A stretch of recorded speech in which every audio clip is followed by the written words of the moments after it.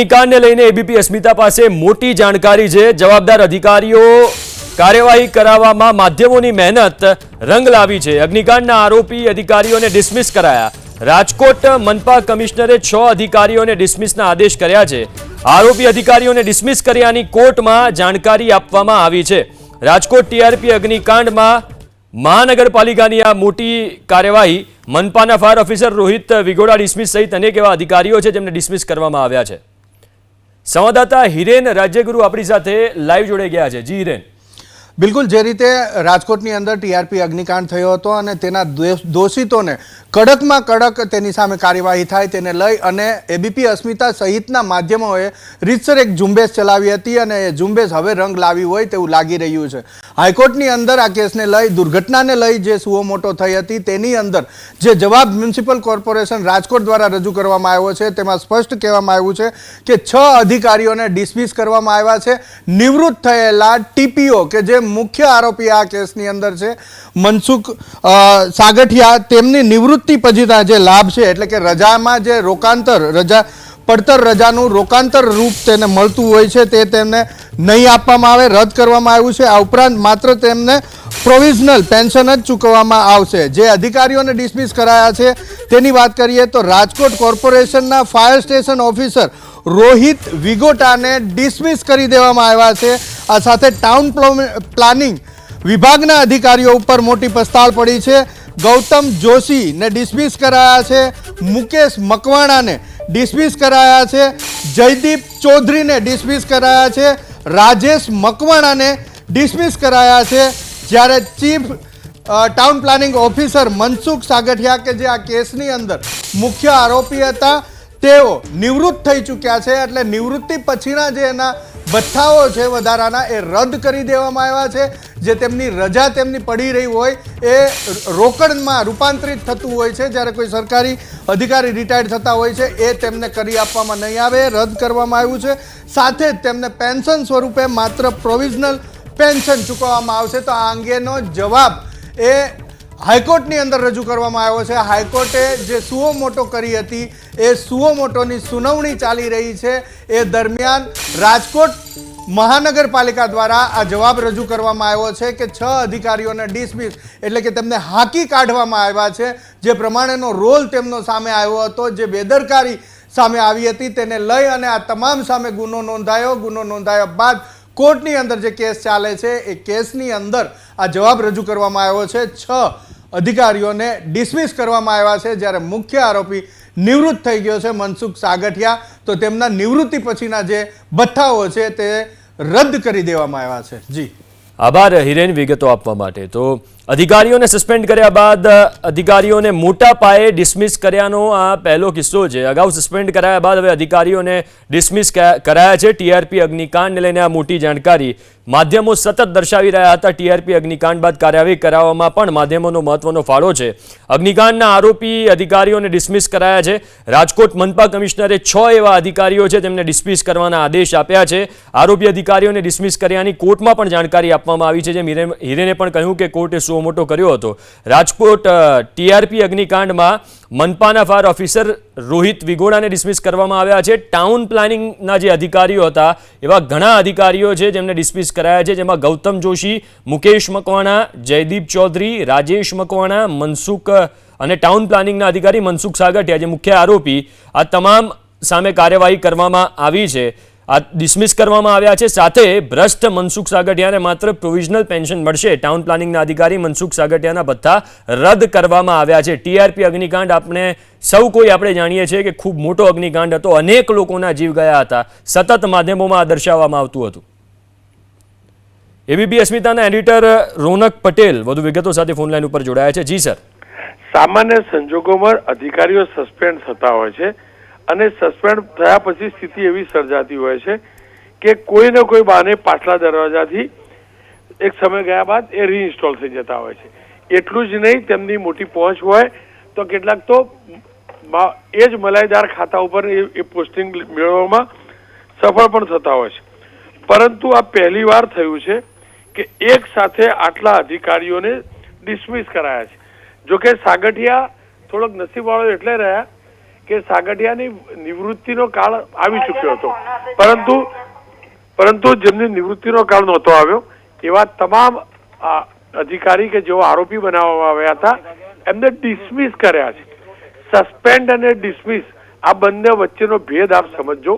Suspend ફરી એકવાર નોકરીમાં આવી શકે છે, પણ ડિસમિસ થયેલો વ્યક્તિ એટલે કે સાદી ભાષામાં કહીએ તો એને પાણીચું પકડાવ્યું ગણી શકાય, એટલે કે એને ફરી ક્યારે મોકો મળશે નહીં. એનો મતલબ જીવનભરની આ વ્યક્તિઓની સરકારી નોકરી ગઈ, એ પોસ્ટ ગઈ.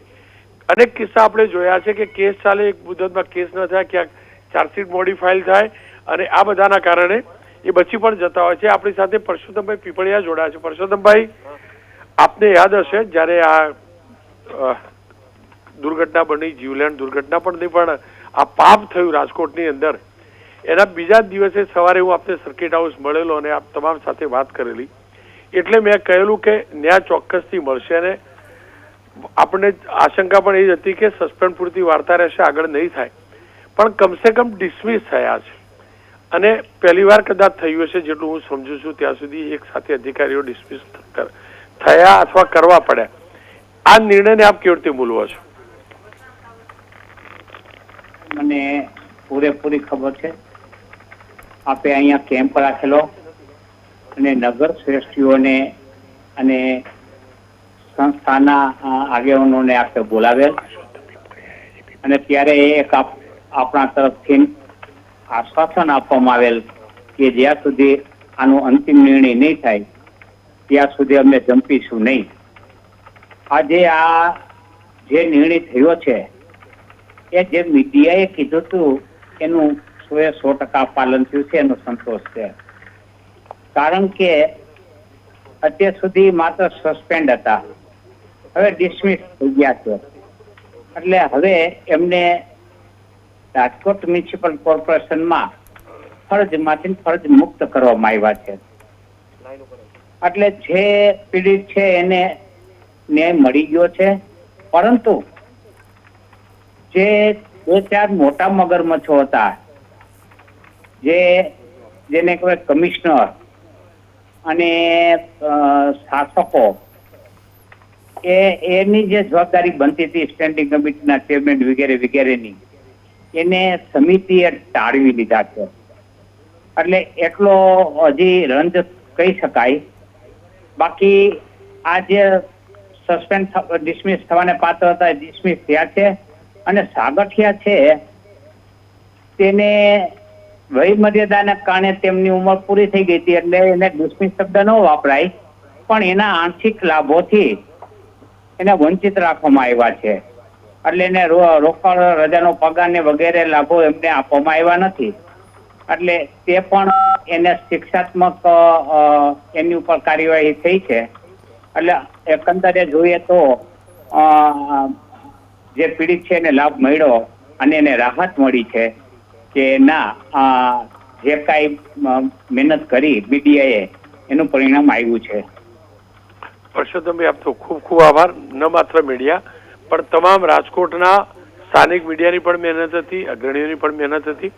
જોકે ચોક્કસથી ન્યાય અદાલત કરશે, પણ આ કાર્યવાહીના ભાગરૂપ આ થયું છે કે સજા મોકૂફ નથી કરાયા, સજા માફ કરજો, નોકરીમાંથી સેવા મોકૂફ નથી કરાયા, પણ એમની સેવાને પૂર્ણ કરી દેવામાં છે, ડિસમિસ કરી દેવામાં આવી છે.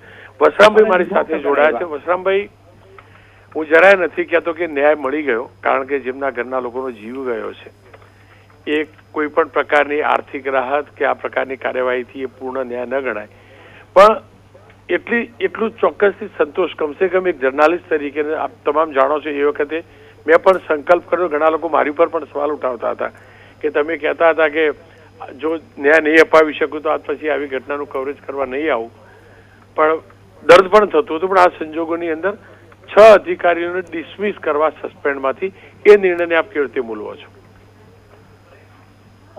રોહન ગોરખભાઈ, તમારા બધા મીડિયા વાળાનો જે તે સમયે આભાર માન્યો. ત્યારે પણ મેં કોંગ્રેસ પક્ષ તરીકે, વિરોધ પક્ષના નેતા તરીકે મેં આજે હું આપનો એટલા માટે આભાર માનું છું કે આપ જે તે સમયે પણ બોલ્યા હતા એમાં એના મહદઅંશે, બધું નહીં પરંતુ મહદઅંશે અધિકારીઓ ઉપર જે પગલાં લેવાના એ પગલાં લીધા છે, સારી વાત છે, પરંતુ મોટા જે માથા રહ્યા, દાખલા તરીકે કમિશનર, કારણ કે કોઈ પણ અધિકારી જ્યારે હુકમ કરતો હોય તો એની આખરી નિર્ણય હંમેશા કમિશનરનો હોય છે. મકાન પાડવાનો કદાચ ટીપી વાળા ઓર્ડર કરે તો એની ઉપર કમિશનરની, ડેપ્યુટી કમિશનરની સિગ્નેચર થાય, ત્યાર પછી જ થાય છે. એવી જ રીતે ફાયર ઓફિસરની વાત આવો તો ફાયર ઓફિસરો જે તે સમય થયા એમાં ચીફ ફાયર ઓફિસર થી માંડી અને નીચેના તમામ લોકો આવે છે, અને ચીફ ફાયર ઓફિસર ત્યારે જ હુકમ નો પાલન કરે જ્યારે કમિશનર હુકમ કરતા હોય ત્યારે. અને કમિશનર શાસકોનું માને છે, કારણ કે આમાં અગાઉ જે લોકોએ શાસકોની પણ મિલીભગતથી શાસકો ત્યાં સ્થળ ઉપર ગયા છે, એને જોયું છે, એને કીધેલું છે. જે તે સમયના ટીપી અધિકારીએ પણ આમાં રોકાવાનું કામ કર્યું કે આ ન ચાલે, પરંતુ ક્યાંક ને ક્યાંક શાસક પક્ષના સ્ટેન્ડિંગ કમિટીના ચેરમેન, મેયર આ લોકોના દબાણથી અને જે તે સમયના ચાલુ એક ધારાસભ્ય આના દબાણથી અધિકારીઓએ કામ કરવું પડ્યું. તો મારી દ્રષ્ટિએ આ તમામ લોકો અંદર આવવા જોઈએ, આની ઉપર એક પગલાં લેવા જોઈએ, આની ઉપર કેસ પણ થવા જોઈએ અને આ લોકોને સજા પણ થવી જોઈએ, કારણ કે જે નિર્દોષોની હત્યા થઈ હતી એમાં ક્યાંક ને ક્યાંક આ લોકોના પાપ પણ હતા. આપને ખબર છે કે રાજકોટમાં જયારે નેપાળી કાંડ બન્યો હતો ત્યારે એ લોકો પેટ્રોલ સાથે સળગ્યા હતા, અને એવા કાંડો રાજકોટમાં વારંવાર બને છે. આ એક પ્રકારનું, મારી દ્રષ્ટિએ હું જો વિચારતો હોઉં તો આ એક પ્રકારનું હત્યાકાંડ જ કહેવાય. આ અગ્નિકાંડ નો કહેવાય, હત્યાકાંડ કહેવાય. કેટલા લોકોના મૃત્યુ એક સાથે થઈ જાય કે હત્યાકાંડ કહેવાય. અગ્નિકાંડ તો ફક્ત અગ્નિ વ્યાપી હતી, તેમાં લોકો ભડથું થઈ ગયા છે. આપને અને મને બધાને ખબર છે, આપણે સ્થળ ઉપર હતા ત્યારે જે પરિસ્થિતિ જોવા જેવી હતી નહીં, આપણે જોઈ શકતા નહોતા.